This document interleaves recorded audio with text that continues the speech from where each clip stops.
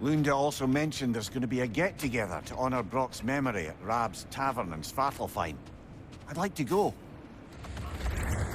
Mimir, there's something I wanted to ask you about. Hildisvini told me about your visit to secure Hel's army, but was reluctant to elaborate when it came to negotiating with Hrasfelger. Ah, yes. Well, I can see why he'd hold off on such a subject until he saw if we survived the battle. Mimir, what exactly did you promise the large bird? Oh, nothing too horrifying. It's just that she'd like to retire. Retire? Hel's Eagle wants to retire? Indeed. And don't ask me what she expects to do with her free time. I assure you there is no reassuring answer. Can she even do that? Not be Hel? Apparently so. She just requires relief. Someone else to step in and become Hel, as it were. Not exactly an office many would wish to occupy. Aye. Terrible weather, infinite hours, and the possibility of unleashing terrible mischief on the realms if they're careless. Or worse, if they aren't completely trustworthy. But if she were to leave without a replacement? Complete chaos, yes. Well, I'm sorry I asked.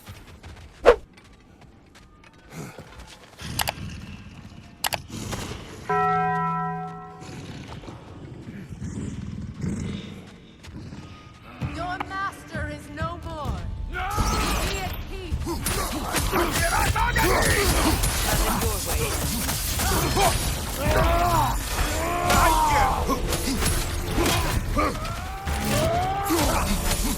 The Alpha.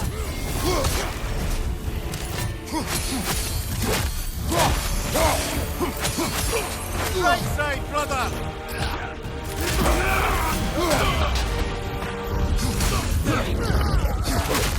Switching.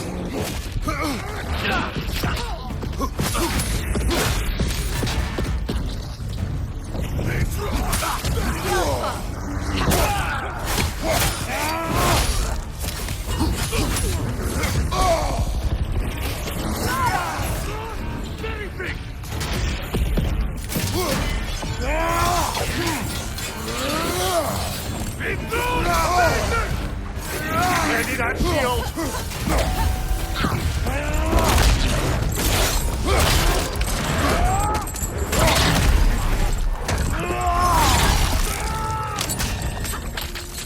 The Alpha.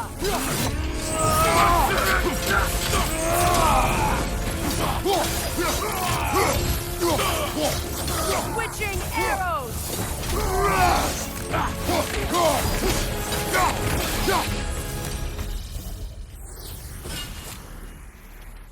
Well, if there's more of these Asgard fragments out there, the Einherjar will continue to be a nuisance for the realms.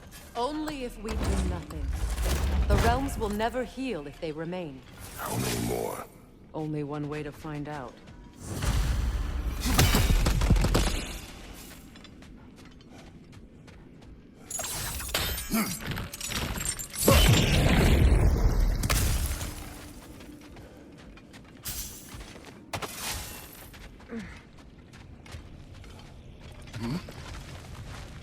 There, fancy a riddle.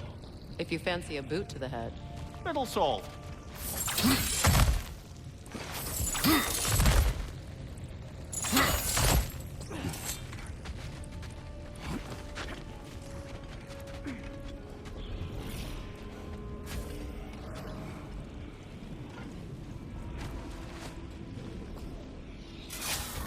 Another piece of Garm's handiwork.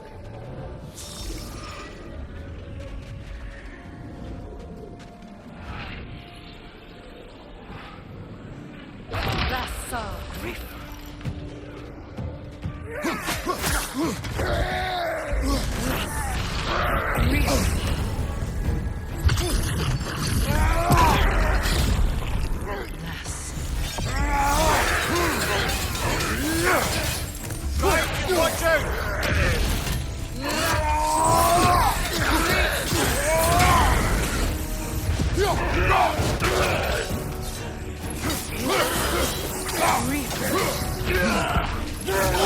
I felt that one, brother.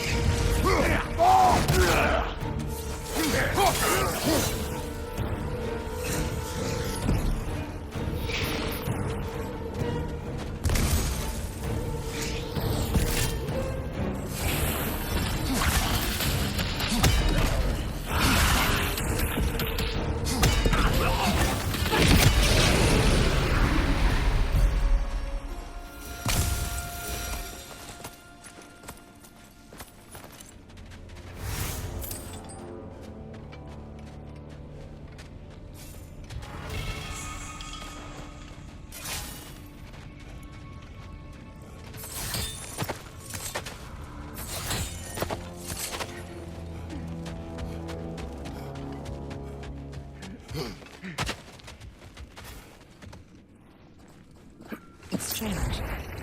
There are still signs of the world serpent all over the lake. But we saw him disappear at Ragnarok.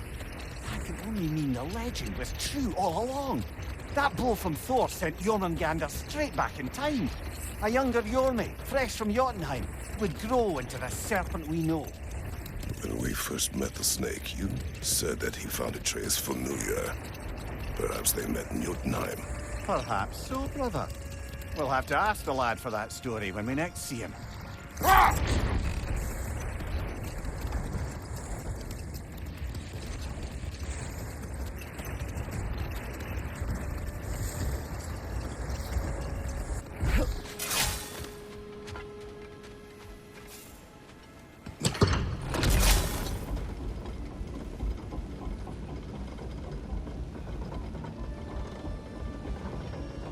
Circling back to the topic of prophecies brought about by the efforts to avoid them, I think I can recall such a story as you mentioned, brother. A Greek tale for the stage. Rather lurid, but very popular. You know the one? Every Greek knows the tragedy of the Theban king. Yeah, word gets around about that sort of thing.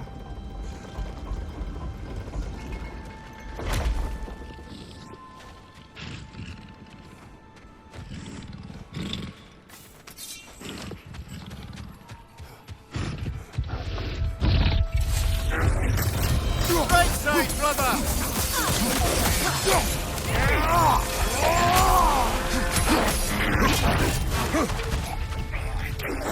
Watch for the horn!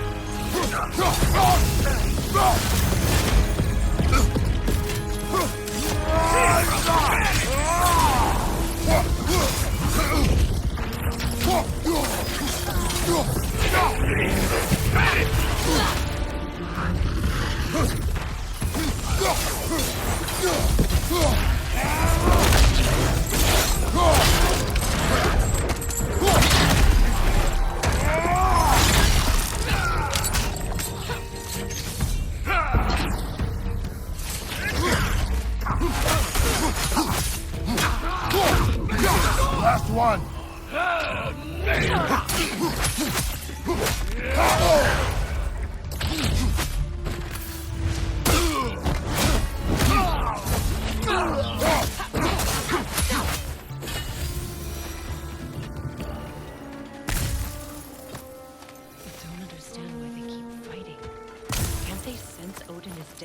They are soldiers. They will always be loyal to him, alive or dead. It is a matter of honor. Yes, they will continue to follow his orders and keep the realms under his thumb. Not for long, they won't.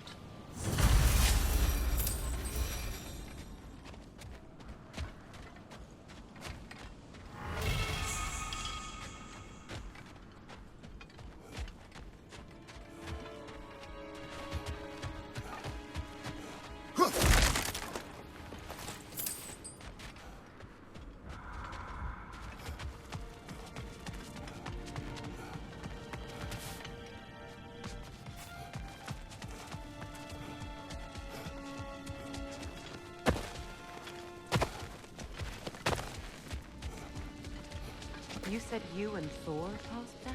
Yes. Like the one in Vanaheim. Your axe and Thor's hammer clashing leaves impressive destruction.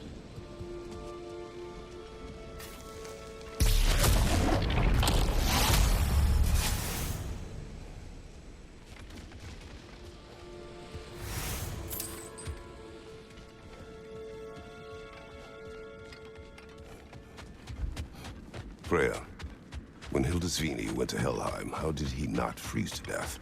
A perk of the Yofer.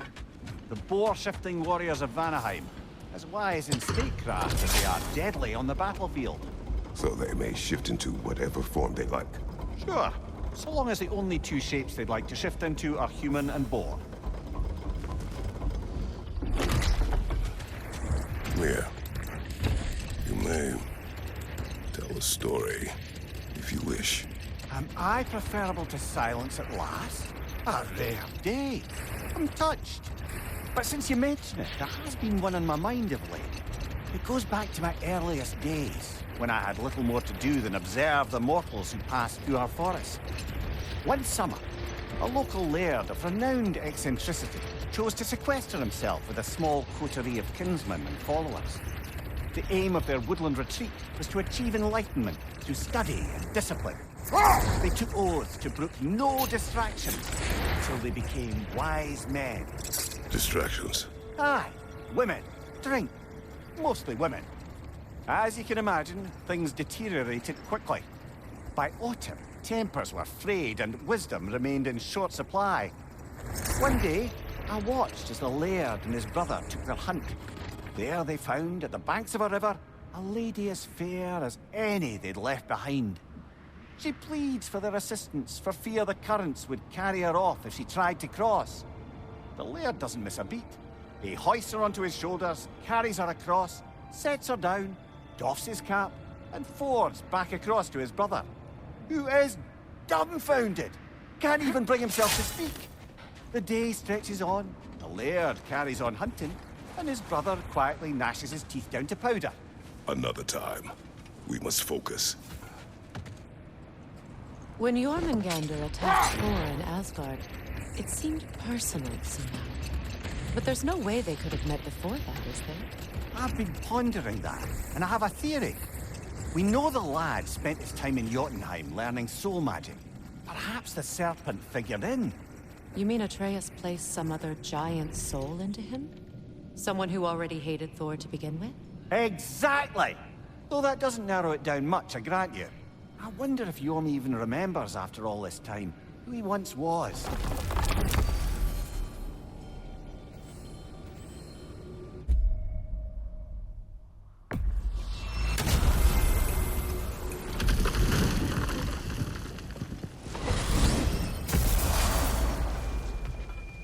Hello! Boss, what's the word? Yeah, you fucking jackass. Over here. There he is. Hello, the man. Ratatoskr. Hello, Master Kratos. What you've accomplished for these realms is truly something I never thought possible. Rest assured, good Master Brock would be proud beyond measure, even if only to express it in his love language of profane non-sequiturs. But he is terribly missed. Yes, he is. Now, there is one rather interesting development to apprise you of. The detonation of Asgard shook the world tree to its very roots, dislodging a great number of realm seeds. I thought you might wish to have them. My little way of saying, thank you for preventing my death by immolation. You are welcome. But putting all that aside for the moment, is there anything else? Seems we met another of your detachable emotional apparitions. Bit too twitchy to tell us his name, though. You must mean anxiety. Oh no. Why are you talking about me? What did I do? Oh, you should have heard the shit they were talking. What? Oh dear, oh dear. There was no such talk. Shame on you, Bitter. Are you sure? Quiet.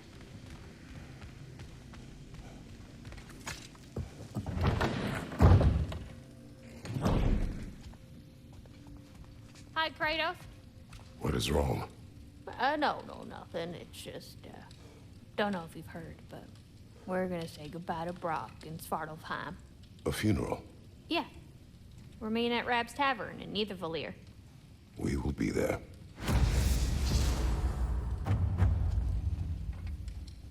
What can I do you for? Oh, what can I do for a goddess? Impressive.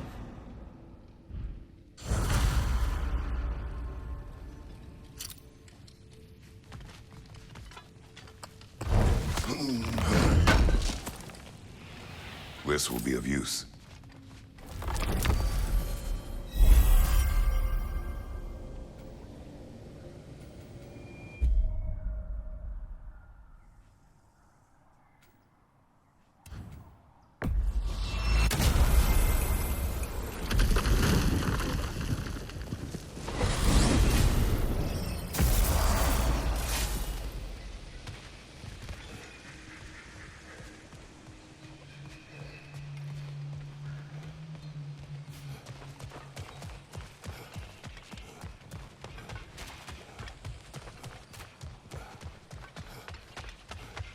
Profane alternate lyrics to my ballads.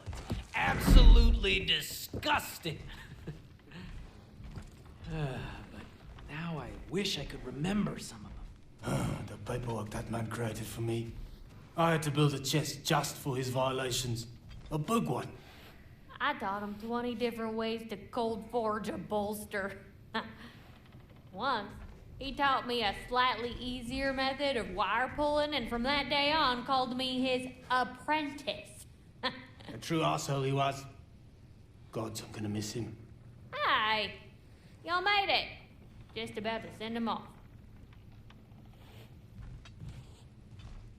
I have met many on my travels. You are one of the few I would call friend. I always thought you were one of the dumbest creatures I'd ever met. Didn't expect you to be the bravest, too. This world is a darker place for your leaving it. We're taking him to the Sphaired Sands. It's, in the wetlands near the ferry. We'll wait for you there.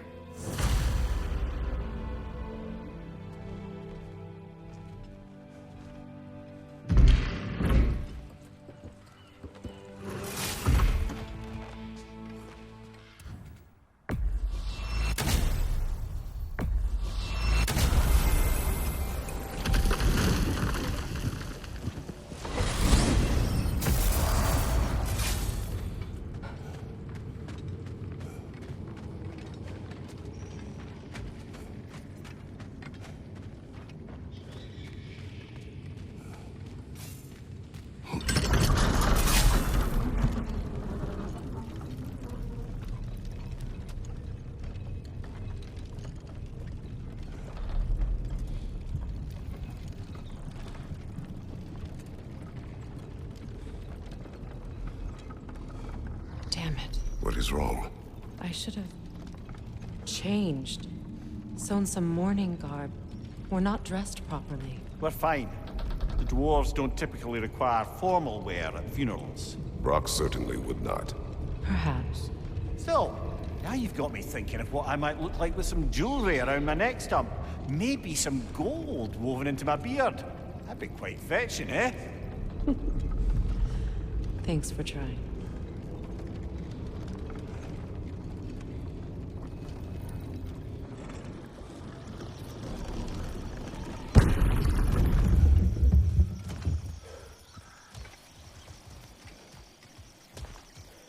There they are, brother.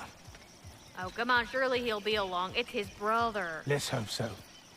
Loss can do things to a man. You made it. We can begin.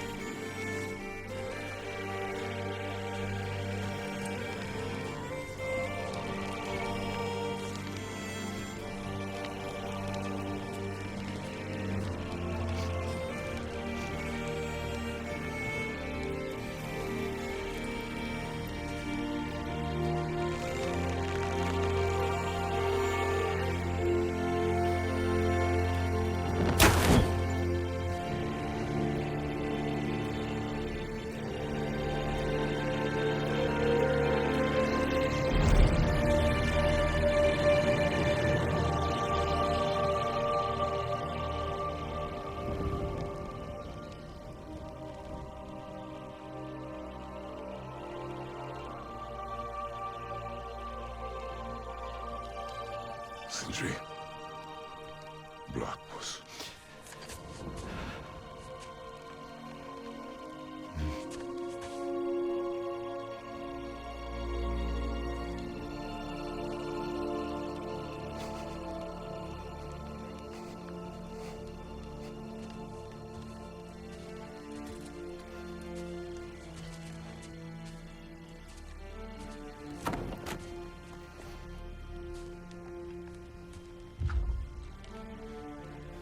A hole.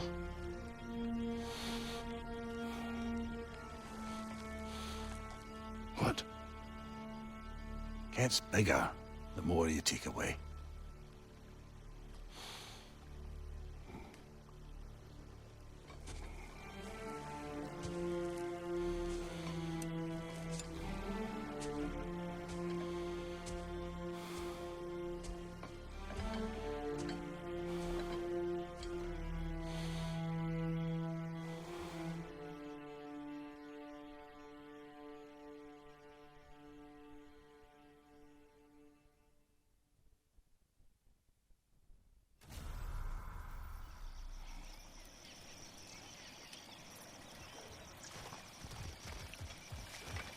I don't know if there's anything beyond the light.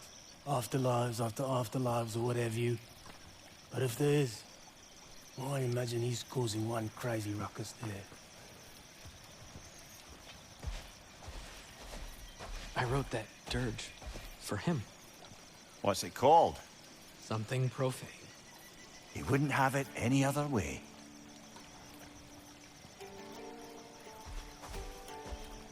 Forgive Sindri. He's just, I mean, you know.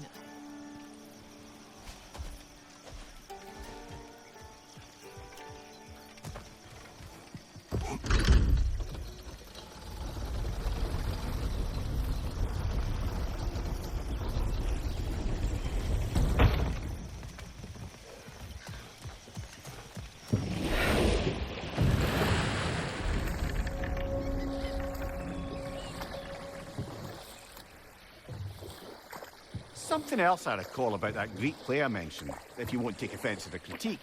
As a work of performance, it consisted almost entirely of watching people give speeches and receive terrible news. Might have been nice to see more events dramatised instead of described. It is Greek tradition for a story to unfold in a single time and place uninterrupted. It is more clear. If you say so. I might finish my story from before. The Laird had abruptly broken his oath by carrying the maiden across the river, and his brother spent the afternoon biting his tongue in confusion and simmering outrage. Finally, the dam breaks. "Brother," he cries, "how could you do it after everything we've sacrificed?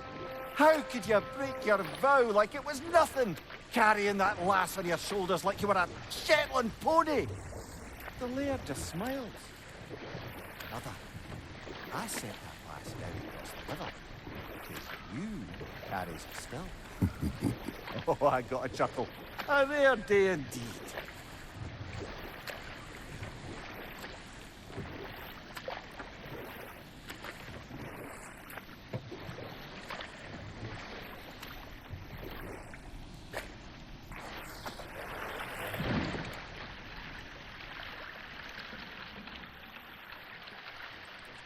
Freya, something is on your mind. What is it? Freyr's sword. I'm glad he got it back.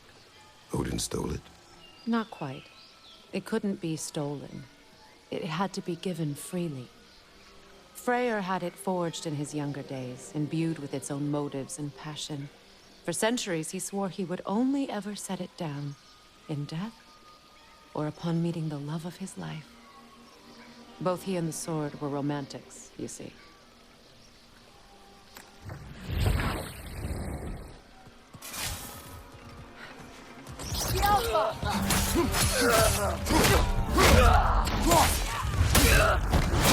Ranger, incoming!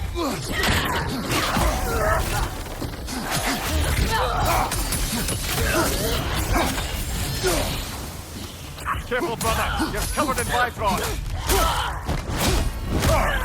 Incoming above you!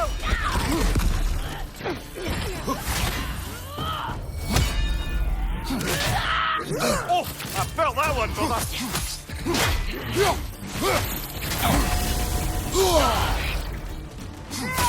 Enemy behind you!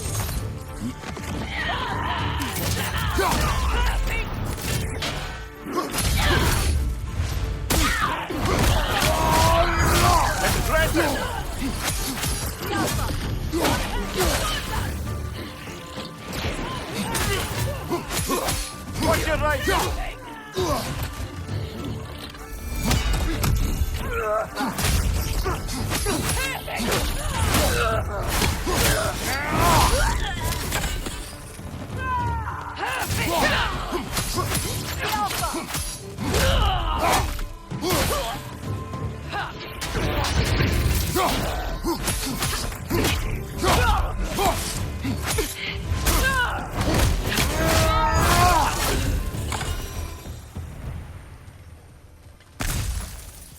I just had a thought.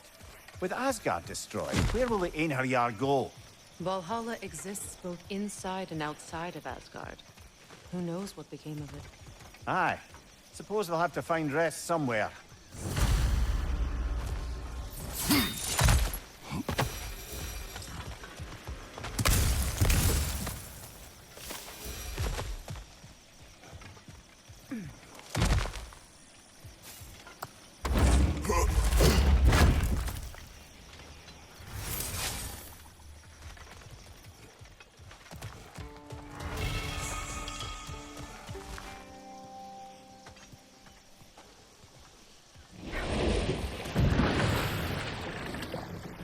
Freya, you spoke of your brother's sword. How did Odin acquire it? I'll answer this one. Odin, disguised himself as the most beautiful person Freyr had ever seen. This separated Freyr from his sword. Oh, with embarrassing speed. I am glad Freyr ultimately retrieved it. Me too. My little friend. Brother, I've heard my share of stories about your homeland, but I'd also heard that you once fought in a tournament. I fought in many contests. But this particular one, I heard you did battle with beasts, scoundrels, princesses, the undead, automatons, and history's greatest musician. That's not true, is it? I would not speak of this. Fair enough, brother.